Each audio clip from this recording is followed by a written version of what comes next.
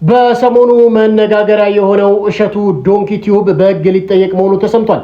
እንግዲህ ይሄ ታዋቂው ግለሰብ በሰሞኑ ከአንዲት ታዋቂ ቲክቶከር ጋር ግብግብ ውስጥ መግባቱ የሚታወቅ ነው። ይህን ተከትሎ እንግዲህ በርካቶች በዛ ጉዳይ ነው በሕግ የሚጠየቀው የሚል ጥያቄ እያነሱ ይገኛሉ። ግን አይደለም። ግን አሁን በእሸቱ ዶንኪ ቲዩብ በከባድ ወንጀል ማለት ነው በሕግ ሊጠየቅ መሆኑ ተሰምቷል። ዝርዝር መረጃውን ይዤላችሁ መጥቻለሁ። ከኮሮና የባሰ እጅግ አደገኛ ቫይረስ ወደ ዓለማችን እየመጣ መሆኑ ተሰምቷል። እንግዲህ በቫይረሱ የተጠቁ ሰዎች ህይወታቸው ማለፉ ተሰምቷል። ስለዚህ እጅግ አደገኛ ቫይረስ የምነግራችሁ አዲስ መረጃ አለ። አብራችሁን ቆዩ። ወደ ሌላው መረጃ ስናቀና ስፖርቱን ለማነቃቃት በሚል ታዋቂ ኮሜዲያን ደረጃ ኃይሌና መኮንን ላከ የቦክስ ግጥሚያ ሊያደርጉ መሆኑ ተሰምቷል። በርካቶችንም እያሰቀ ይገኛል። እሱን ዝርዝር መረጃ ይዤላችሁ መጥቻለሁ። እጅግ የሚያስቅ ነው፣ አቀርብላችኋለሁ።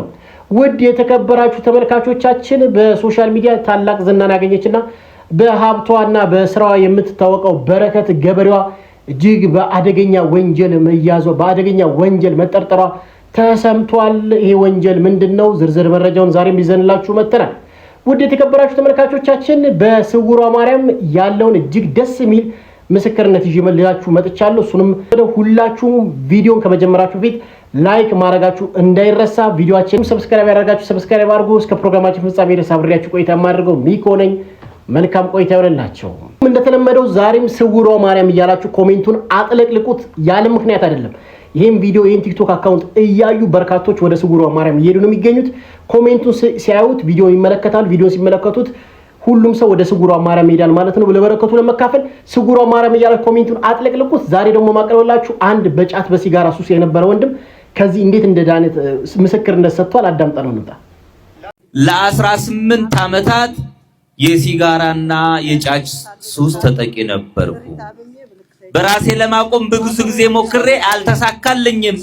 እዚህ ቦታ ከ5 ወር በፊት እዚህ ቦታ መጥቼ ድንግል ማርያምን እባክሽ ከዚህ ከተቆራኘኝ ከዚህ ሱስ አላቂ ብያልቅሽ ድንግል ማርያምን ለምኜ ሄደው ለ18 ዓመታት የተቆራኘኝ የሱስ መንፈስ ድንግል ማርያም ከኔ አስወግዳልኝ። ከሱስ ነፃ ሆንኩ። በበረከት ጎበኘችኝ። ድንግል ማርያምን አመስግኑልኝ ብሏል። አመስግኑለት። ዛሬ ደግሞ በሱስ ውስጥ በጣም በቃ መውጣት ለከበዳችሁ ሰዎች የተለያዩ ሱስ አለ። ሲጋራ አለ፣ የጫት አለ፣ ገንዘብ የማጥፋት ሱስ አለ፣ ከሰው ጋር የመጣላት ሱስ አለ። በተለይ ይሄ ራስን በራስ ማርካት የሚባለው በተለምዶ ሴጋ የምትሉት ሱስ አለ። በጣም ብዙ ሱስ ውስጥ ያላችሁ በሱስ የወደቃችሁ እህት ወንድሞቼ ትልቁ መፍትሄው እግዚአብሔር አለቀ። ብዙዎቻችሁ ታግላችኋል ለመተው፣ በየአንሶላው አልቅሳችኋል። በጣም ብዙዎቻችሁ መተው ትፈልጋላችሁ፣ ግን ወደ እግዚአብሔር መቅረብ አልፈለጋችሁ። እስቲ ወደ እግዚአብሔር ቅረቡ፣ ሂዱ፣ ቤተክርስቲያን ሂዱ፣ ተሳሉ። እንዲህ ወደ ስውሯ ማርያም ሄዳችሁ ተስላችሁ እመቤቴ ወይ እንዲሁ ከልጅሽ አስታርቂኝ፣ በጫት በሲጋራ በመጠጥ ሱስ ወድቄያለሁ፣ ከልጅሽ መንገድ ወጥቻለሁ፣ እመቤቴ ወደ ልጅሽ አቅርብኝ እባክሽ፣ ከዚህ ችግር ከዚህ ፈተና ልጅሽ እንዲያወጣኝ አማልጅኝ እመቤቴ ብላችሁ ሄዳችሁ ተስላችሁ ነው።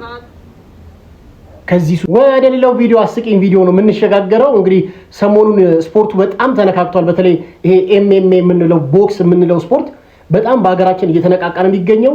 በርካታ ቲክቶከሮችም አርቲስቶችም ይህን ነገር ላይ የተሳተፉ ነው የሚገኙት ስፖርቱን ለማነቃቃት ማለት ነው። ከዚህ በፊት በንቃተ ህሊናና በጆን በሚባለው ወንድማችን ላይ ትልቅ ስፖርት ተካሂዶ መነቃቃቱ የሚታወቅ ነው። በርካቶች ለስፖርት ያላችሁ ፍላጎት የተነቃቃ ይገኛል። አሁን ደግሞ ታዋቂው አርቲስት ኮሜዲያን ደረጀ ከመኮንን ላከ ጋር የቦክስ ግጥሚያ አደርጋለሁ እያለ ነው። እንግዲህ በጣም ሰላሳቀኝ ነው ይዤላችሁ የመጣሁት። አዳምጣችሁት ነው። ይህ መልእክት ለመኮንን ላከ ነው። መኮንን ላከ በቦክስ ገጥመዋለሁ ቢል ወሬ ሰማሁ። አረፈ በተቀመጠ አይሻልም?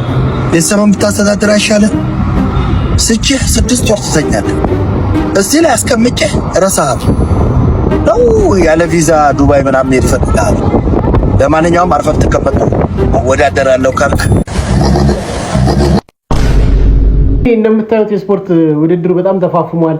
በአዶናይ እና በጆን ዳንኤል እነዚህ በኮሜዲያን ደረጀና በመኮንን ላከና በተለያዩ ታዋቂ ሰዎች እዚህን ስፖርት ላይ መቀላቀል ፈልገዋል። ያን ስፖርት ግን ለትክክለኛ ጥበቡ ላላቸው ያን ስፖርት የሚወክሉ ሰዎችን ለማበረታታት የሚካሄድ ስፖርት ነውና እንግዲህ ደረጀ ኃይሌ በዚህ መልኩ መኮንን ላከን ሮስት አድርጎታል።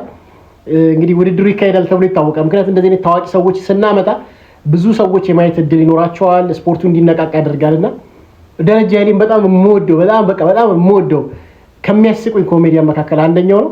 መኮንን ላከም ጨምሮ በጣም ደስ ይላል። የያዝናኝ ነገር ወደዚህ ይመጣ ብዬ አስባለሁና ስለተመቸኝ ነው ይዤላችሁ የመጣሁት። ወደ ቀጣይ ቪዲዮአችን እንሸጋገራለን።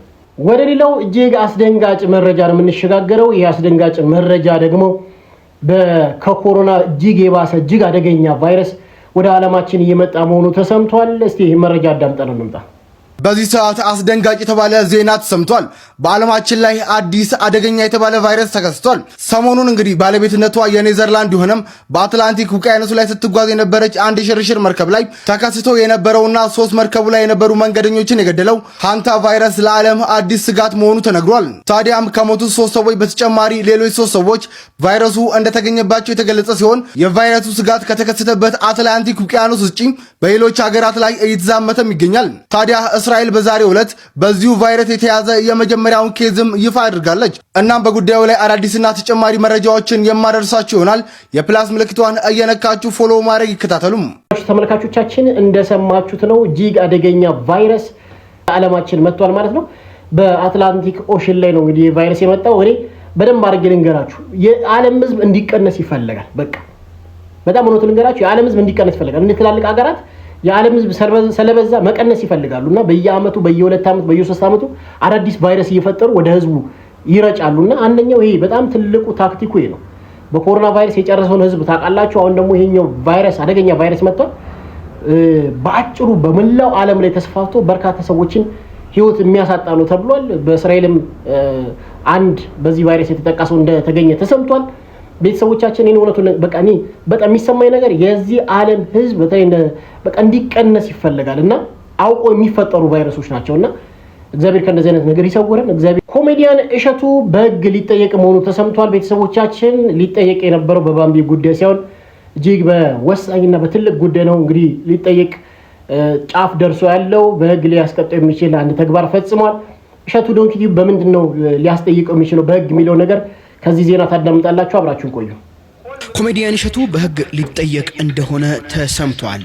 ምክንያቱ ደግሞ ያለ ፍቃድ የሚሰጡ የኤአይ ስልጠናዎችን በመስጠቱ በህግ እንደሚጠየቅ ነው ይፋ የተደረገው። የኢትዮጵያ አርቲፊሻል ኢንተለጀንስ ኢንስቲትዩት በቅርቡ ባወጣው መግለጫ በሀገሪቱ ውስጥ በሰው ሰራሽ አስተውሎት ወይም በኤአይ ዘርፍ ስልጠና መስጠት የሚችል ፍቃድ ያገኘ አንድም ድርጅት እንደሌለ ተሰምቷል። እንደሚታወቀው ኮሜዲያን እሸቱ በራሱ የዩቲዩብ ቻናልና በተለያዩ ሚዲያዎች ላይ የኤአይ ስልጠናዎችን እንደሚሰጥ እንዲሁም ምዝገባ እያደረገ እንደሚገኝ በተደጋጋሚ ሲገልጽ መቆየቱ ይታወቃል። ነገር ግን ከመንግስት ምንም አይነት ፍቃድ እንዳልተሰጠና ለማንኛውም ግለሰብ ይሄ ፍቃድ እንዳልተሰጠ ይፋ አድርገዋል። ማሰልጠንም ክልክል ነው ተብሏል። የሚሰጡት ላይም በህግ እንደሚያስጠይቅ ይፋ ተደርጓል። ለፈጣንና ወቅታዊ እንግዲህ እንደሰማችሁት ነው ታዋቂው ኮሜዲያን እሸቱ ዶንኪ ቲዩብ በቅርቡ ከባምቢ አበሻ ከምትባል አንድ ቲክቶከር ጋር ውዝግብ ውስጥ መግባቱ የሚታወቅ ነው። አሁን ደግሞ በኤአይ ማለትም አርቲፊሻል ኢንተለጀንሲ አሰለጥናለሁ ብሎ ማስታወቂያ እየሰራ የሚታወቅ ነው። እንግዲህ ማንኛውም ፍቃድ ያላገኘ አርቲፊሻል ኢንተለጀንሲን የሚያሰለጥን የትኛውም ተቋም በህግ እንደሚጠየቅም እንግዲህ መረጃዎች እንደወጡ በቅርቡ የሚታወቅ ነው። እሸቱም በዚህ ተካታች ሆኗል። እንግዲህ እሸቱ ዶንኪ ቲዩብ ከዚህ በኋላ ቀጣይ ፍርዱ ወይ ደግሞ ቀጣይ ሂደቱ የሚሆነው በአርቲፊሻል ኢንተለጀንሲ ከመንግስት ፍቃድ ሳያገኝ ስልጠና አሰለጥናለሁ በማለቱ በህግ እንደሚጠየቅም ተሰምቷል ማለት ነው። እንግዲህ ቀጣዩን የፍርድ ሂደት እያየን የምንናገር ይሆናል። እንግሊዝ ሀገር የሚኖር አንድ ኢትዮጵያዊ በርካቶችን አስገርሟል። ያስገረመበት ተግባር ደግሞ በእንግሊዝ ሿሿ በመስራት ነው። ኢትዮጵያ ውስጥ መገናኛ ሜክሲኮ እንደምታውቁት በርካታ ስልኮች እንደሚዘረፉ ታውቃላችሁ። ይሄ ተግባርም ኢትዮጵያ ሄዶ እንግሊዝ ሀገር የበርካታ ፈረንጆችን ስልክ በመስረቅ የሚታወቅ ወንድማችን ላይቭ ገብቶ በፖሊስ ቁጥጥር ስር እንደዋለ ነው መረጃው የሚያሳየው። እስቲ መረጃ አዳምጠን እንጣ። ቆይ ምን አይነት ጊዜ ላይ ነው ያለነው? ይህ ከጀርባዬ የምትመለከቱት ወጣት ሌባ ነው። እኔ አይደለም ያልኩት፣ ራሱ የሚናገረው ነገር ነው። እንዴት እንደሄደ አላውቅም፣ ግን እንግሊዝ ውስጥ ነው ያለው። እናም ይሄን ላይቭ ከመግባቱ በፊት ማታ ላይ 14 ስልኮችን ሰርቆ ነው የገባው። አይገባኝም። ከሷ በላይ 14 ስልክ ምናምን ማታ ይየገባው። እኛንም አታዋርደን ከምሰርቅ ለምን ስራ አሰራም ሲባልም እንደናንተ ሽንት ቤት ከምጠርግና ኮንስትራክሽን ከምሰራ ግደሉኝ ይላል። አሁን ግን የአንዲትን ሴት ስልክ ሰርቆ ነው ላይቭ የገባው። ታዲያ ምን ይፈጠራል? ስለሰረቃት ልጅ እያወራ ያለ ስልኳ ላይ ባለው ጂፒኤስ ተከትላ መታ ታገኘዋለች። እሱም እንደ ልቡ ተናግሮ እንዳይሸኛት እንግሊዘኛ ቸገረው። በአማርኛ አጸያፊ ስድቦችን ይሰድባታል። እሷም ሲመራት ፖሊስ ትጠራለች። እንዴት እንደሆነ አላቅም፣ ግን ፖሊሶቹ ምንም አላሉትም። ጭራሽ በአማርኛ ይሰድባቸዋል። በዛ ላይ ደግሞ ሲቲዝን አይደለሁም ምንም አያደርጉኝም ይላል። ህጉ እንዴት እንደሆነ ባይገባኝም እርግጠኛ ነኝ ከሀገር ሲወጣ በቀላሉ አልወጣም። እዛም ሄዶ ግን ስራ ከመስራት ይልቅ ወንጀል መስራት ቀሎታል። ወይ ጉድ! እንግዲህ በርካቶች በሊቢያ በስደት አድርገው ወደ ሌላ አውሮፓ ሀገራት መግባታቸው የሚታወቅ ነው። በርካቶችም እንግዲህ በዚህ በባህር ላይ የአሳ ነባሪ እራት መሆናቸው የሚታወቅ ነው። አንዳንድ ኢትዮጵያውያን ስራ ከመስራት ይልቅ የዚህ ያለውን ባህሪያቸውን እዛ ሌላ ሀገር ላይም ሲያራምዱት ታያላችሁ። ይህም አንደኛው ወንድማችን ነው። እዛም በሿሿ የሚተዳደረው ወንድማችን ነው። እንግዲህ በርካቶች የሚመኙባት እንግሊዝ አሁንም በሌብነት ኢትዮጵያን ሊያስጠሩ የሚችሉ ሰዎች እንግዲህ እየተመዘገቡ ነው የሚገኙት። እግዚአብሔር ልቦና ይስጠን። በርካቶች ምዛም ሄዱት ሰርተው ለመለወጥ እንጂ ለመስረቅ አይደለምና ወንድማችን ወደ ቀልብ ተመለሰ። ሰርተህ እናትና አባቶችን የምትረዳበት ጊዜ እንደሚመጣ ተስፋ አለኝ። ወደ ቀጣይ ቪዲዮአችን እንሸጋገራለን። የቅድስት ድንግል ማርያም ሐውልት ላይ እንግዲህ ሲጋራ ሲከት የነበረው ወታደር በህግ ቁጥጥር ስር ላይ መዋሉ ተሰምቷል። እንግዲህ በሀገራችን ብቻ ሳይሆን በመላው ሀገርም በዓለም ላይም እንደዚህ አይነት አጸያፊ ተግባር የሚፈጽሙ ሰዎች መበራከታቸው እጅግ አስገራሚ ነው። በተለይ በክርስትና ላይ እስቲ ወንድማችንን አዳምጠን እንምጣ። የድንግል ማርያም ምስል ላይ የማየውን ነገር ሲፈጽም የነበረ ወታደር ላይ ምርመራ ተጀመረ። ወታደሩ የያዘውን ሲጋራ ወደ ድንግል ማርያም ምስል አፍ ሲያስገባ ያሳያል። አንድ ወታደር በደቡባዊ ሊባኖስ በሚገኝ የድንግል ማርያም ምስል ላይ ተገቢ ያልሆነ ተግባር ሲፈጽም የሚያሳይ ፎቶ በማህበራዊ ሚዲያ ላይ ከተሰራጨ በኋላ የእስራኤል ጦር ምርመራ ጀምሯል።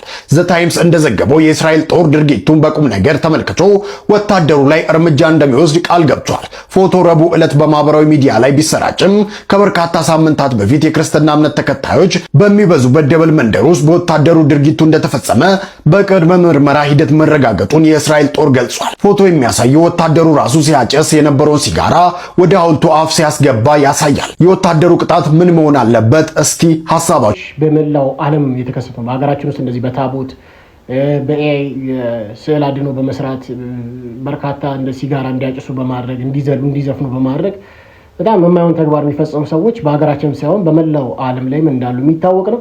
እንግዲህ እግዚአብሔር ልቦና እንዲሰጣቸው እንማጸናለን። በእስራኤል ሀገር ላይ የተከናወነው ድርጊት የእስራኤል ወታደር እንግዲህ የፈጸመው ተግባር በእስራኤላውያን ተወግዟል። በዛም በሕግ እንደሚጠየቅ መረጃዎች ያሳያሉ ማለት ነው። እንግዲህ የመጨረሻው ቪዲዮአችን እንሸጋገራለን። እጅግ አደገኛ የማጭበርበር ወንጀል አሰማቸዋለሁ። እስቲ እናዳምጣችሁት ነው። ይህ በጠራራ ፀሐይ የተደረገ የመኪና ዘረፋ ነው። መኪና፣ ቤት፣ የተለያዩ ነገሮችን እጣ እናወጣለን እያሉ ኦንላይን እቁብ ብለው ራሳቸውን የሰየሙ የሰዎችን ገንዘብ ሰብስበው የሚዘርፉ ሰዎችን ጉድ ስሙልኝ። ይህ ሰው ለገጣፉ ለገዳዲ አዳማ የመኪና እቁብ በማለት የሚጠራ እቁብ ሰብሳቢ ነው። በቲክቶክ 8ኛ ዙር የመኪና እጣ በማለት በሚሊዮኖች የሚቆጠር ገንዘብ ከመላው ኢትዮጵያውያን ይሰበስባል። የመኪና እጣውም ባሌ ሮቤ ላለው ለዚህ ወጣት ይደርሳል። ከዛም ባለ ዕድለኛውን ሰው አዳማ ድረስ በማስመጣት መኪናውን አስረክቤያለሁ የሚል ቪዲዮ ይሰራል። ከቪዲዮ በኋላ ግን የተለያዩ ነገሮችን ካደረገ በኋላ መጣው በማለት መኪናውን ይዞ ይሰወራል። ቢደወልለት ቢፈለግ ሊገኝ አልቻለም። እሱን የበላም ጅብ አልጮህ ብለዋል። ይህ ባለ ዕድለኛ በጠራራ ፀሐይ ተዘርፌያለሁ እያለ ነው። ታዲያ ይህ ለገጣፎ ለገዳዲ አዳማ የተባለ እቁብ ሰብሳቢ ከብሔራዊ ሎተሪ እውቅና ውጭ የህብረተሰቡን ገንዘብ ሰብስቦ ስለተሰወረ ሰዎች ከዚህ በኋላም እንዳይሸወዱም ይህ ቪዲዮም የመንግስት አካላት ጋርም እንዲደርስ ለብዙ ሰዎች ሼር አድርጉላቸው። ከእንዲህ አይነት ህገወጥ ድርጊት ፈጻሚ ወይ ጉድ! በርካቶች በትንሽ ነገር የምትሸወዱትና ጥንቃቄ ልታደርጉ ይገባል። ሶሻል ሚዲያ ላይ ያያችሁት ነገር ሁሉ አትመኑ። በቃ ሶሻል ሚዲያ ላይ ያያችሁት ነገር ሁሉ ማመን ጥሩ አይደለም እና አትመኑ። ህጋዊ ፍቃድ ከሌለው ነገር ላይ ዝም ብላችሁ ገንዘባችሁን ከበጠናችሁ በኋላ ላይ ያዙ ሊቀቁን ብትሉ ምንም ጥቅም የለውም እና የሰውዬ ብር ሰብስቦ እጣ ሰጣለሁ ብሎ ጭራሽ ብሩን ይዞ መኪናውን ይዞ ጠፍቷል። በጣም የሚያሳዝነው እና በጣም በርካታ ሰዎች በቀላሉ ትሸወዳላችሁ። በጣም ንቃተ ህሊናችሁ በጣም ገና አልነቃም እና መንቃት አለበት ለማለት ነው። በተለይ በታዋቂ ሰዎች የሚሰሩ ማስታወቂያዎችን አትመኑ። እንግዲህ በግብርና ስራ የምትታወቀው በረከት ገበሬዋ ማለት ነው እጅግ በሚያሳዝን ሁኔታ ልትከሰስ መሆኑ ተሰምቷል። እጅግ ባደገኛ ወንጀል። እስቲ ዘሀበሻ ያወጣውን መረጃ አዳምጠን እንምጣ።